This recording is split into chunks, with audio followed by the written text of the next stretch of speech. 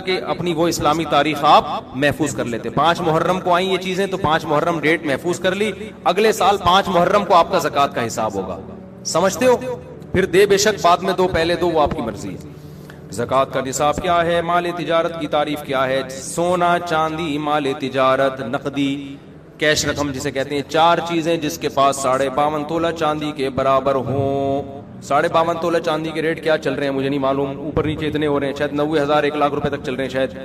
تو جس کے پاس اتنی مالیت کا سونا چاندی تجارتی مال یا نقدی ہو تو وہ صاحب نصاب بن جاتا ہے. اس پر لازم ہوتا ہے کہ وہ اسلامی تاریخ نوٹ کر لے. عام طور پر جب لڑکوں کی لونڈے لپاڑوں کی تنخواہ لگتی ہے, پہلی تنخواہ 90,000 1 لاکھ آئی تو وہ صاحب نصاب بن گئے. لڑکیوں کی شادی ہوتی ہے, ان کو سونا ملتا ہے, تو جس دن ان کو سونا ملا ہے, ہینڈ اوور ہوا ہے, وہ تاریخ وہ اسلامی تاریخ نوٹ کر لیں.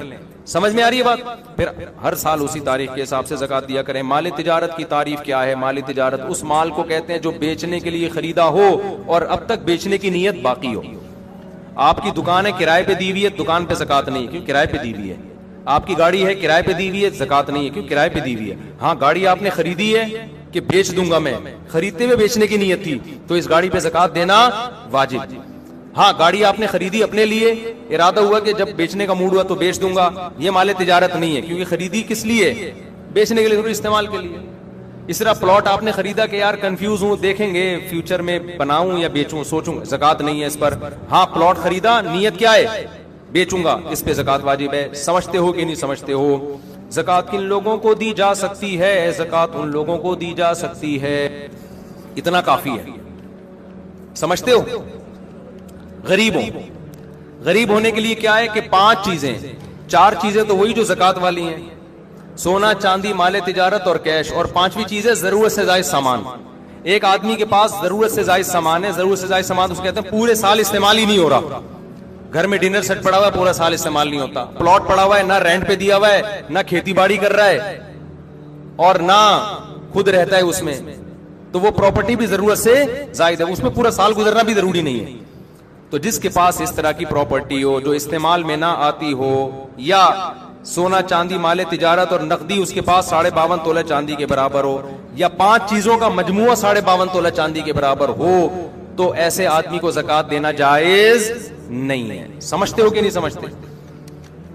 اتنا پوچھ لیا کرو بھائی تمہارے پاس کوئی ایسی پراپرٹی تو نہیں ہے جو استعمال میں نہ آتی ہو, اتنا پوچھ لیا کرو. پورا نصاب پیش کرو گے تو پاگل ہو جائے گا نا, وہ کہے گا تو زکوٰۃ نہیں دے بھائی, میرے حساب نہیں ہو رہا مجھ سے. میں جب کسی کو زکوٰۃ دیتا ہوں تو اتنا پوچھ لیتا ہوں یار تمہارے پاس سونا وونا تو نہیں ہے؟ نہیں ہے بھائی, کیونکہ سونا آج کل اتنا مہنگا ہے کہ وہ سونا ہی آدمی کو مالدار بنا دیتا ہے. اور بھائی تمہارے پاس بینک میں کیش اماؤنٹ کتنا پڑا ہوا ہے؟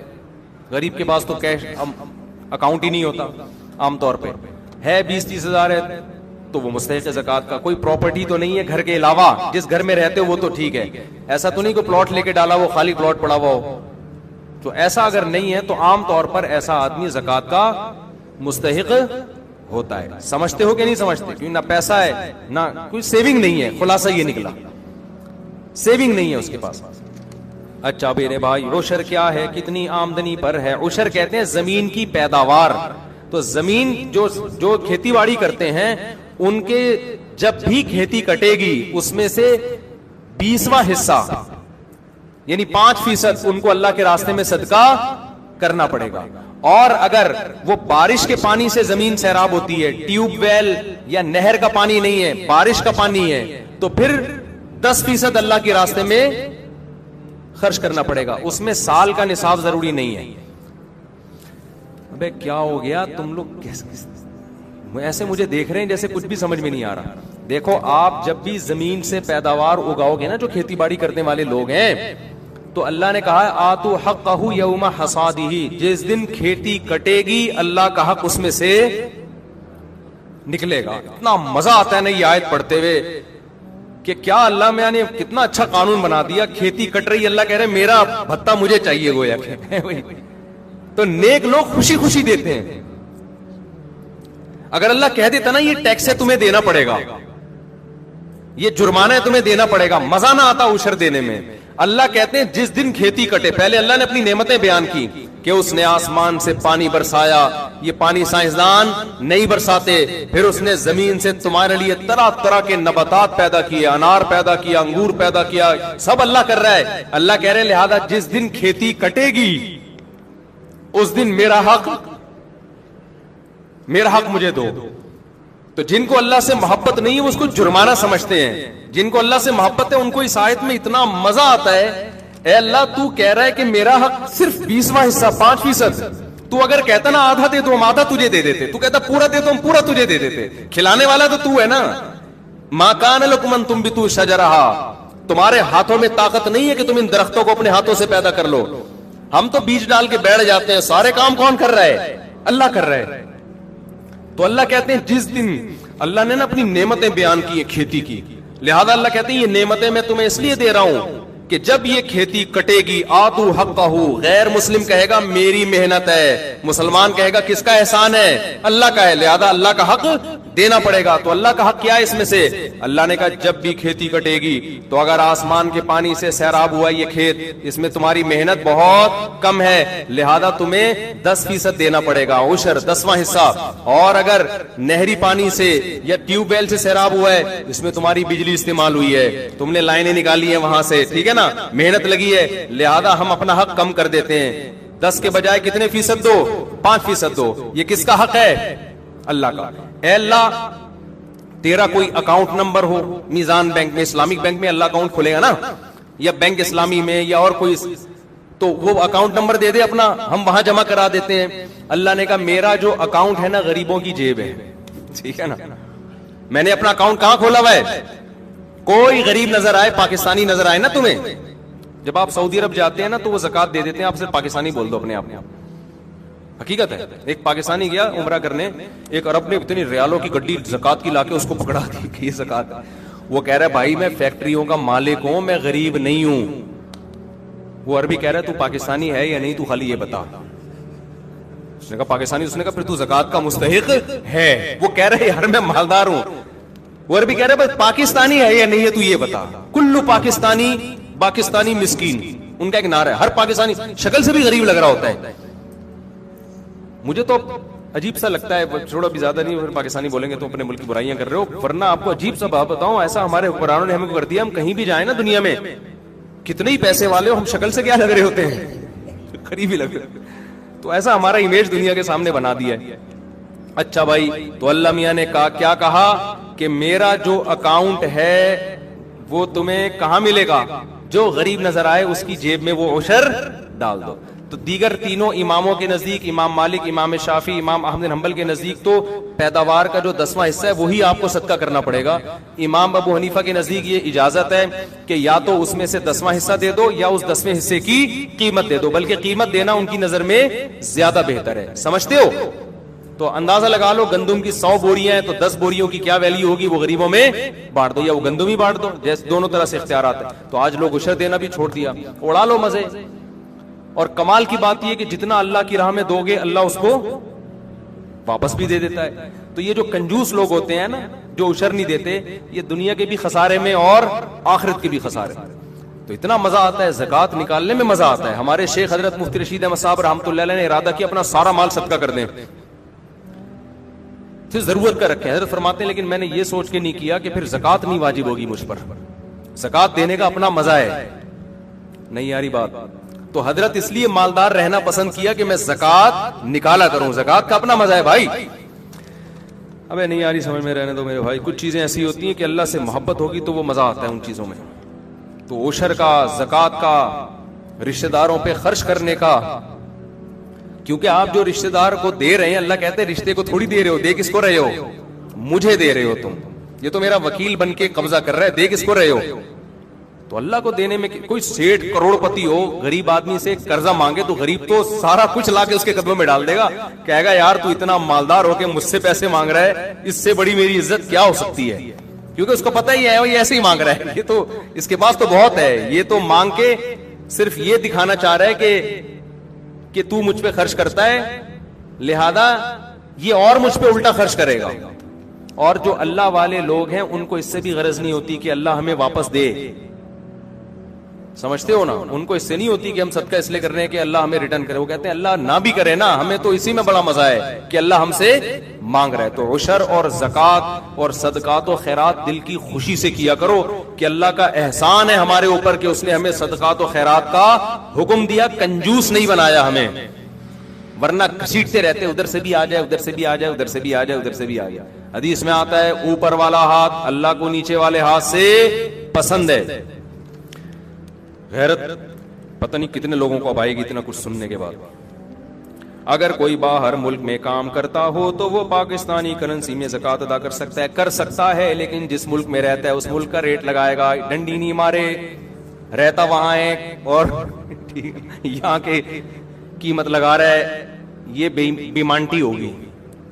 بے ایمانی کو بچپن میں ہم کہتے تھے بیمانٹی، پتہ نہیں یہ کراچی کے بچپن کے لوگ یہاں موجود ہیں یا نہیں، کہتے ہیں بیمانٹی کر رہا ہے، بیمانٹی، وہ بے ایمانی سے بیمانٹی بن گیا، تو وہیں کی ویلیو لگائے گا۔ زکوٰۃ دینے کے لیے کس حد تک مستحق کی تحقیق کرنا ضروری ہے؟ کچھ نہ کچھ تحقیق تو ضروری ہے، اتنا نہیں کہ آپ اس کے گھر میں گھس کے اس کے فریج میں گھسیں اور اس کے بستروں کے نیچے گھس کے گدوں کے نیچے چیک کریں گے، ہاں تو نہیں چھپایا ہوا، اتنی تحقیق کے ہم مکلف نہیں۔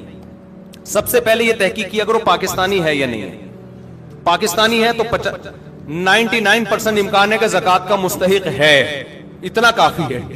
1% کے لیے پھر یہ ہے کہ آپ یہ دیکھ لو کہ اس سے 2-4 سوال پوچھ لو، بھائی تمہارے پاس گولڈ تو نہیں ہے، بھائی کوئی پراپرٹی تو نہیں ہے اضافی؟ اچھا بیوی کے پاس اگر سونا ہے تو شوہر کا نہیں کہلائے گا، وہ بیوی کا کہلائے گا، اس سے شوہر کا پھر بھی غریب ہونا ثابت ہوگا، سمجھتے ہو؟ تو ان کو دیا جا سکتا ہے جو اس طرح کی تحقیق کر لو۔ کوشش کرو زیادہ سے زیادہ مستحق کو دو نا۔ کتنے لوگ ہیں کھانے کو روٹی نہیں ہے۔ میرے پاس ایک صاحب آئے کہ میں زکوٰۃ کا مستحق ہوں، ایجوکیشن کے لیے پیسہ چاہیے۔ میں نے کہا ٹھیک ہے آپ مستحق ہیں، لیکن پہلے پیٹ بھرنا ضروری ہے، تعلیم اس کے بعد۔ بہت سے غریب ہیں جن کو کھانے کے روٹی نہیں ہے، تو کوشش کیا کرو نا، جو زیادہ بیمار ہیں، کینسر میں پڑے ہوئے ہیں، علاج کے پیسے نہیں ہیں، تو جان بچانے والوں کو پہلے فوکس کیا کرو، سمجھتے ہو؟ اچھا بھائی دینی مدارس کو بھی زکوٰۃ دینی چاہیے جو صحیح کام کر رہے ہیں۔ میرا ایک بیان ہوا روحانی عاملوں کے خلاف کہ روحانی عامل جو ہے نا دین کے نام پہ اور یہ وظیفوں کے نام پہ نوٹ چھاپتے ہیں۔ کسی نے نیچے لکھا کہ ایسے بھی تو بہت سے لوگ ہیں جنہوں نے خالی پلاٹوں پہ قبضہ کر کے مسجد بنا لی، مدرسہ بنا لیا اور یتیم بچوں کے نام پہ چندہ کر کر کے کروڑوں روپے کے مالک بن گئے، ان کے خلاف کیوں بیان نہیں کرتے؟ تو جنہوں نے بھی کمنٹ کیا ان کی خدمت میں عرض ہے کہ ان کے خلاف بھی میں متعدد دفعہ بیان کر چکا ہوں، بلکہ لوگوں کو بتا چکا ہوں کہ پاکستان میں پیسہ کمانے کا، حرام کمانے کا ایک بہترین طریقہ زرداری کو خام خواہ میں بلا وجہ بدنام ہو گیا۔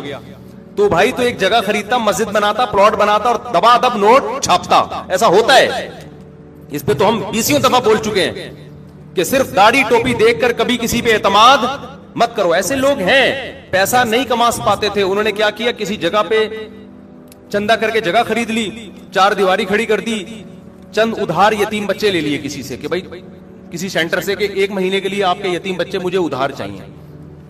یتیموں کے نام پہ بھی پیسہ ملتا ہے نا، ادھار چاہیے، جب پیسہ آ جائے گا تو یہ واپس کر دوں گا۔ کرائے پہ بھی ملتے ہیں یتیم بچے چندہ لینے کے لیے۔ تو آپ نے کیا کیا، چند یتیم بچے لکھ دیے، ان کے ہاتھ میں قرآن پکڑا دیا، وہ قرآن پڑھ رہے ہیں، ہل رہے ہیں، بڑا خوبصورت نورانی ماحول، لوگ آ کے دبا دب پیسہ پھینک رہے ہوتے ہیں۔ تو میں نہیں کہہ رہا کہ مدارس کے محتمم فراڈی ہوتے ہیں یا علماء معاذ اللہ 2 نمبر ہوتے ہیں یا مولوی 2 نمبر ہوتے ہیں، نہ 2 نمبر لوگ بھی مولویت کے لبادہ اوڑھ لیتے ہیں، 2 نمبر لوگ بھی مدرسے کے ناظم کا لیبل استعمال کر کے لوگوں سے پیسے بٹورتے ہیں۔ تو کہیں بھی کوئی مدرسہ ہو آنکھ بند کر کے تعاون نہیں کرنا، آپ نے ریسرچ کرنی ہے، تحقیق کرنی ہے کہ واقعی یہ دین کی خدمت ہو رہی ہے، پیسہ صحیح جگہ استعمال ہو رہا ہے۔ ایسا تو نہیں کہ ناظم صاحب کے پیٹ میں جا رہا ہو۔ اور بڑے بڑے فراڈ ہوتے ہیں ہم نے خود دیکھے ہیں۔ ایک مسجد بنا لی، مسجدیں بک رہی ہوتی ہیں، سودے ہوتے ہیں مسجدوں کے، 1 کروڑ میں بکی، 2 کروڑ میں بکی، خریدنے والے کو پتا ہے 1 کروڑ لگاؤں گا، پھر مسجد کے نام پہ جو چندہ ہوگا نا یہ پیسے ریکور، یہ باقاعدہ بزنس ہو رہا ہے، اپنی آنکھوں سے دیکھا ہے ہم نے۔ تو اس لیے اب یہ تو نہیں کہ مدرسوں کے ساتھ تعاون ہی چھوڑ دیں، تعاون تو ہماری اور آپ کی ذمہ داری ہے، دینی مدارس کو تو ہم نہیں چلانا ہے، لیکن طریقہ یہ ہے کہ آپ ایک دفعہ تحقیق کریں کہ ریلائبل مدرسہ ہے یا نہیں ہے، یہاں پیسہ صحیح استعمال ہوتا ہے کہ نہیں ہوتا۔ آنکھ بند کر کے کسی کے ساتھ تعاون نہیں کرنا، جو قابل اعتماد دینی ادارے ان کے ساتھ تعاون کریں۔ بنوری ٹاؤن ہے, جامعۃ الرشید ہے, دارالعلوم کرنگی ہے, بنوریا ہے, جامعہ اشرفیہ, یہ سارے بڑے بڑے اکابر, بڑے بڑے علماء ان مدارس کو چلا رہے ہیں, تو ان پہ تو پورا اعتماد. اسی طرح چھوٹے مدرسے بھی ہیں جن کے ساتھ تعاون کرنا چاہیے, لیکن پہلے ایک سروے کریں آپ جا کے کہ یہ پیسہ میرا صحیح استعمال ہو رہا ہے یا نہیں ہو رہا, ورنہ فراڈیوں کے ہاتھ رہ جاؤ گے آپ. بہت پیسہ اس میں, جو مذہب کے نام پہ جب حرام خوری ہوتی ہے نا تو پھر تھوڑا پیسہ نہیں آتا. اگر کسی نے زکوٰۃ ادا نہ کی ہو تو کیا پچھلے سالوں کی زکوٰۃ بھی ادا کرنی ہوگی؟ جی ہاں, ادا کرنی ہوگی بالکل. زکوٰۃ نہ دینے کی کیا وعید ہے؟ اللہ نے فرمایا جو سونا چاندی تم جمع کر کے رکھتے ہو, زکوٰۃ نہیں دیتے, اسی کو پگھلا کے تمہاری پیشانیوں کو داغوں گا میں قیامت کے دن, اور کہوں گا ھذا ما کنزتم لانفسکم, یہ وہ خزانہ ہے جو تم نے اپنے لیے جمع کیا تھا. آپ کہہ سکتے ہو اللہ کرنسی کو کیسے جلائے گا, تو اللہ اس کو بھی جلا کے داغ سکتا ہے. تو جو مال جمع کر رہے ہو نا اور زکوٰۃ نہیں دے رہے, اسی کو اللہ جلا کے پیشانیوں کو داغے گا قیامت کے دن. اللہ اس عذاب سے بچائے. اچھا میرے بھائی, زکوٰۃ کا کانسیپٹ کیا ہے, اس کے پیچھے کیا فلسفہ ہے؟ زکوٰۃ کا کانسیپٹ یہ ہے کہ اللہ کہتا ہے کہ میں اپنے بندوں کو کھلاتا پلاتا ہوں, یہ تمہاری کمائی نہیں ہے, یہ میرا احسان ہے. تو جب میرا احسان ہے تو جو مجھ پر ایمان لائے گا تو وہ مجھے قرضہ دے گا, اور مجھے قرضہ دینے کا طریقہ ہے میری مخلوق پہ خرچ کر دو. تو جس کا اللہ پہ, اللہ چیک کرتا ہے کہ یہ اوپر کے ایمان کے دعوے ہیں, سچی مچی کا مسلمان ہے یہ, صحیح ہے نا, کیونکہ پیسہ خرچ کرنے کے لیے کمزور ایمان چلتا نہیں ہے. صحیح ایمان ہوگا تو روکڑا نکلے گا, ورنہ نہیں نکلے گا. ایک کو آپ نے محبت کا دعویٰ کیا اپنی محبوبہ سے, مجھے تم سے بہت محبت ہے, اس نے کہا بہت ہے تو 500 روپے دے دو. تو آپ نے کہا یار یہ 500 روپے تو نہیں میں دے رہا, تو سمجھ جائے گی اوپر سے بولنے پر گورنمنٹ کی طرف سے کوئی پابندی نہیں ہے. تو 500 روپے سے پتا چلے گا, اگر وہ مانگ لے 1000 روپے تو پھر پتا چلے گا 1000 والی ہے. تو ریٹ ہوتے ہیں نا, روکھڑے سے پتا چلتا ہے کہ کتنی محبت ہے. تو اللہ میاں بھی کہتے ہیں کہ میں تم مجھ سے محبت کا دعویٰ کرتے ہو, اس کا روکھڑے سے پتا چلے گا مجھے خوش کرنے کے لیے پیسہ کتنا خرچ کرتے ہو. صحابہ تو پورے پورے باغ دے دیا کرتے تھے. قرآن میں جب یہ نازل ہوا نا کہ تم نیکی کی حقیقت تک اس وقت تک نہیں پہنچ سکتے جب تک محبوب چیز صدقہ نہ کرو. ابو طلحہ انصاری آئے, انہوں نے عرض کیا یا رسول اللہ میرا پورا باغ صدقہ ہے, مجھے سب سے زیادہ محبوب وہی ہے. تو یہ مستحب ہے, فرض واجب نہیں ہے اتنا صدقہ, لیکن صحابہ نے تو بڑی بڑی آزمائشوں پہ پورے اترے, ہم سے تو اللہ صرف 2.5% مانگ رہا ہے. اچھا بھائی, مقروض پر زکوٰۃ کا کیا حکم ہے؟ صاحب نصاب پہ جتنا قرضہ ہے اس قرضے کو مائنس کرے گا. وہ یہ آپ کے پاس 1 لاکھ روپے پڑے ہوئے ہیں, قرضہ 50,000 کا ہے, تو لاکھ سے 50,000 مائنس کریں گے, پھر 50,000 جو بچے گا تو وہ دیکھا جائے گا کہ نصاب کے برابر ہے یا نہیں. اگر ہے تو زکوٰۃ ہے, نہیں ہے تو زکوٰۃ نہیں ہے. تو قرضے کو مائنس کیا جاتا ہے. اچھا بھائی, اگر کسی نے کمیٹی ڈالی ہوئی ہے تو اس پر, اچھا قرضے میں ایک بات یہ بھی ہے جو انہوں نے سوال پوچھا نہیں ہے, بعض دفعہ آپ پلاٹ خریدتے ہو قسطوں پہ, نیت ہوتی ہے بیچنے کی, لیکن قسطوں پہ خریدتے ہو. اب 1 کروڑ کا قسطوں پہ پلاٹ خریدا اور آج پلاٹ کی ویلیو ہے 1.5 کروڑ. اب لوگ پریشان ہوتے ہیں کہ یہ جو ہم نے 1 کروڑ دینی ہے یہ مائنس کرنا ہے کہ نہیں کرنا. تو خوب سمجھ لو, جو قسطیں اس سال آپ نے دینی ہیں, یعنی جب زکوٰۃ واجب ہوئی ہے اس سے اگلے سال والی تاریخ کے اندر اندر جو قسطیں دینی ہیں ان کو اس پلاٹ کی قیمت سے مائنس کیا جائے گا. جو 1 سال کے بعد دینی ہے ان کو پلاٹ کی قسطوں سے مائنس نہیں کیا جائے گا. سمجھتے ہو؟ اچھا بھائی, اگر کسی نے کمیٹی ڈالی ہوئی ہو تو اس پر زکوٰۃ ہوگی یا نہیں ہوگی؟ اگر کمیٹی نکل چکی ہے تو جو قسطیں آپ نے دینی ہے وہ آپ پہ لون ہے, وہ قرضہ ہے. تو جس دن زکوٰۃ کی تاریخ آئے گی تو جتنا کیش اماؤنٹ آپ کے پاس ہے ان میں جو قسطیں آپ نے ابھی دینی ہیں کمیٹی کی وہ قسطیں مائنس کرو گے. 1 لاکھ کی کمیٹی نکلی, پہلی کمیٹی نکل گئی اور زکوٰۃ کی تاریخ آ گئی, لیکن آپ نے ابھی ہر مہینے 5,000 1 سال تک دینے ہیں, تو اس میں تو 1 سال بھی نہیں, جب تک قسطیں دینی ہیں آپ نے وہ تمام قسطیں اس 1 لاکھ سے مائنس کرو گے آپ, تو ظاہر ہے وہ 5,000 ہی بچے گا. اور اگر کمیٹی آپ کی آخر میں نکلی ہے تو اب چونکہ آپ کے اوپر قسطیں باقی بچی نہیں ہیں تو اب آپ کچھ بھی مائنس نہیں کریں گے. تو جتنی قسطیں باقی رہ گئی ہیں وہ کمیٹی کے پیسوں سے مائنس کر کے زکوٰۃ نکالی جائے گی, اور اگر قسطیں باقی نہیں رہی ہیں تو پھر پورے پیسوں پہ زکوٰۃ دینی پڑے گی. سمجھتے ہو کہ نہیں سمجھتے؟ اگر کسی کی طرف سے بغیر اجازت زکوٰۃ ادا کر دی جائے تو ادا ہو جائے گی؟ نہیں ہوگی ادا. شوہر نے بیوی کی زکوٰۃ بغیر بتائے دے دی تو زکوٰۃ ادا نہیں ہوگی, دوبارہ دینی پڑے گی. ہاں, بیوی کو بتا دیا, اس کی پرمیشن لے لی, اس کی اطلاع میں آ گیا, پھر دے دی تو زکوٰۃ ادا ہو جائے گی. تو کسی کی طرف سے زکوٰۃ کے لیے اس کو بتانا, اس سے پرمیشن لینا ضروری ہے. اگر گھر کرائے پر دیا ہو تو زکات کا حکم، گھر پہ زکات نہیں ہوتی، اگر بیچنے کے لیے خریدا ہے تو ہوگی ورنہ نہیں ہوگی، لیکن اس کا جو کرایہ آ رہا ہے زکات کی تاریخ جب آئے گی تو اس دن جتنا کیش اماؤنٹ اس کرائے میں سے بچا ہوا ہوگا زکات ہوگی، جو خرچ ہو گیا اس پہ زکات نہیں ہے۔ گھریلو سامان اور استعمال کی چیزوں پر زکات ہوتی ہے نہیں ہوتی؟ زکات پیشگی ادا کرنے کا کیا حکم ہے؟ ادا کر سکتے ہیں لیکن حساب اسی دن کا لگانا پڑے گا۔ مثال کے طور پر 5 محرم کو آپ کے پاس 52.5 تولہ چاندی کی ویلیو کے برابر چیزیں آ گئیں جو میں نے جس کی تفصیل بتائی ہے، تو اب آپ نے 5 محرم کو وہ ڈیٹ نوٹ کر لی، اگلے سال 5 محرم آئے گا تو آپ دیکھو گے سونا چاندی مال تجارت نقدی میرے پاس کتنا ہے، آپ نے اندازہ لگا لیا جی 1 کروڑ کا ہے، تو نوٹ کر لو میرے ذمہ زکات کتنی ہے؟ 2.5 لاکھ۔ 1 کروڑ پہ کتنی ہوتی ہے؟ تو تاریخ اس دن کا حساب نوٹ کرو، 2.5 لاکھ آپ نے نوٹ کر لیا، اب پورا سال پڑا ہے، آپ قسطوں میں دے سکتے ہو، جتنا جلدی دو اتنا اچھا ہے۔ بعض دفعہ دیر اس لیے کرتا ہے کہ بھائی کوئی مستحق نہیں مل رہا، ابھی پیٹرول تھوڑا اور مہنگا ہونے دو تو پھر ہر ایک کو دے سکتے ہیں، ہم بانٹ دیں گے، بعض دفعہ یہ ہوتا ہے، ٹھیک ہے نا؟ نہیں یاری بات میرا خیال ہے، تو اس نیت سے دیر بھی کی جا سکتی ہے تو لیکن حساب اسی دن کا کرنا پڑے گا، ایڈوانس میں بھی دی جا سکتی ہے۔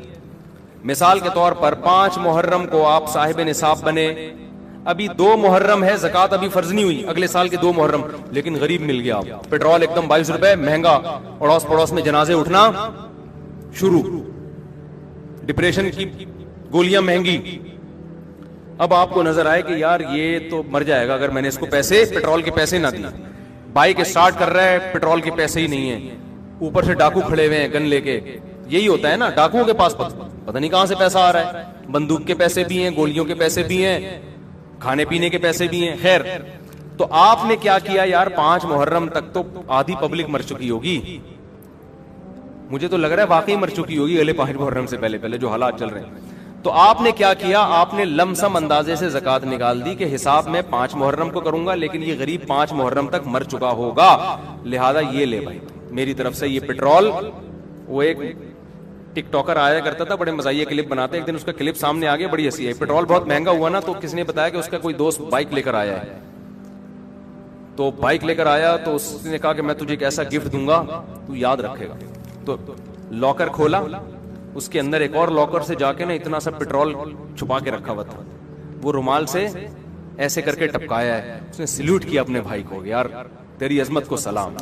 تو پیٹرول یہ ہونے والا ہے، ابھی سے نا ڈھکنوں میں محفوظ رکھ لیں آپ لوگ، سونگنے کے لیے کم از کم ہمیں فیوچر میں پیٹرول مل جائے۔